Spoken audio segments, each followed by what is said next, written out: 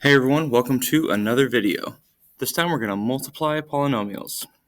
We're going to multiply them by monomials. Tough word to say. Let's get started. This should look somewhat familiar to you. Here, we're going to use the distributive property to simplify these expressions. These are not equal to each other, these are just separate examples. We usually take that first number and we distribute it to the other two numbers inside the parentheses, because we cannot combine these like terms. 7 times 5 is 35, and that n remains there. We can multiply if they're not like terms. We just cannot add and subtract. 7 times 7 is 49. This would be the simplified version of what you see above. If we go to the right side, pick a different color here, we got negative 2 times 6 minus 4n. We have to associate that negative number and when we distribute, including this minus 4n, we have to treat that as a negative as well. So, negative 2 times 6 is negative 12. Negative 2 also is going to be multiplied by negative 4n. A negative times a negative is positive. 2 times 4 is 8, and the n remains. Okay? So hopefully this is review up to this point. Now, let's kick it up a notch here and multiply with a variable on the outside of the distributive property. So this first one on the left, these are two separate problems again, and they're expressions, no equal sign. If we do 5k times 5k, if we distribute 5 times 5 times k, we should get 25k squared, because there's two k's left. It would literally be like 5 times k,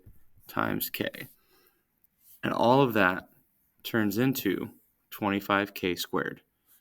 We would also do 5k times 8, which should be plus 40k. We cannot combine those terms because they have to be exactly the same. Because there's two k's here, k squared, we cannot combine that. So this is the simplified version of what we see above. On the right, we have 8x squared. So we're going to need to multiply both those things together. Here, if we were to break it down, it would literally be 8 times x times 5 times x. We have three x's, so it's safe to assume that's going to become x cubed. And then we can do 8 times 5, which should be 40x to the third, plus 8 times 7 is 56, and that just is x squared. This is the simplified version of what we see above.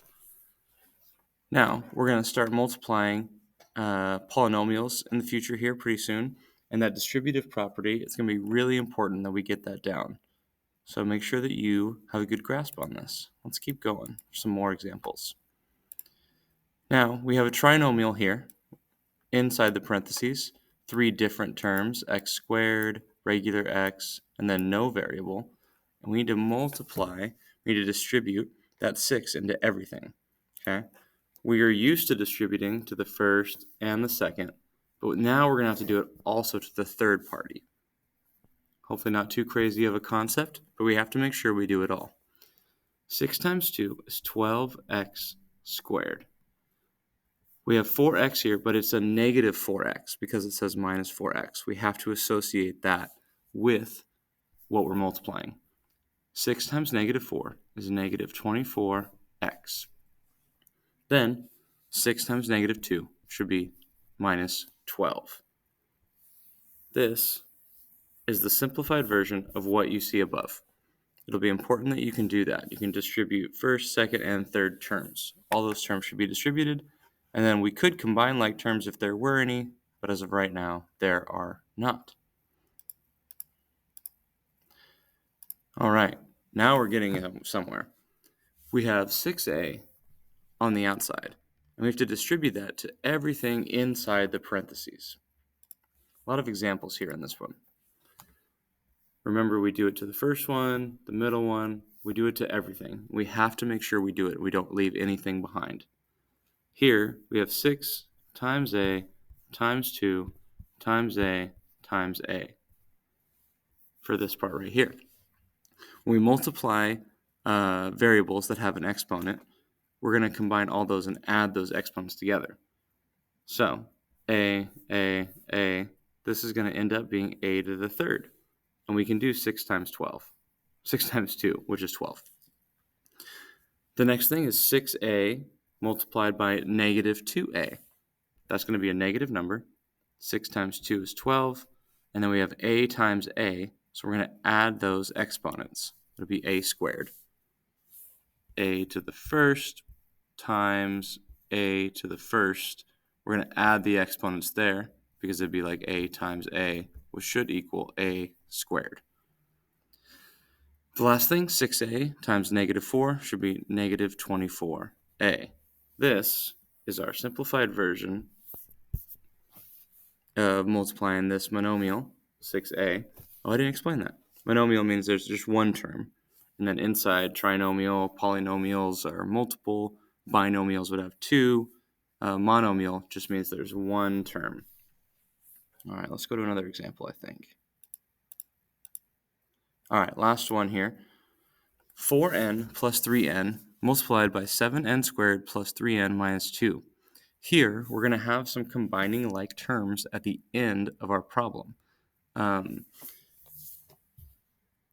You may want to combine these like terms to start, but we cannot do that because, remember, PEMDAS, okay, parentheses, exponents, multiplication, division, addition, subtraction. Multiplication happens before addition. So we have to distribute first and then combine like terms. So we can drop that 4n down. I'm sure we'll get to that later. Then we're going to distribute. 3n times 7n squared. Well, I know 3 times 7 is 21. It's positive. And then I have 1n here and 2 n's here. So this is going to be n to the third power. 3n times positive 3n here. I know that's going to be plus 9. And I believe it's going to be 9n squared. The last thing I'll do, 3n times negative 2. It's going to be negative 6n. Now, of all these terms, I've got 1 to the power of 3. I've got 1 squared. But I have two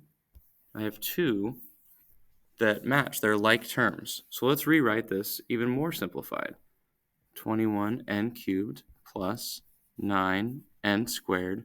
And then 4 minus 6 should be negative 2n. This is the most simplified version of this expression up here, where we're multiplying a monomial into either polynomial, binomial, or trinomial. We'll talk more about that in class. Head to Schoology for the Try It problem, and we'll see you next block.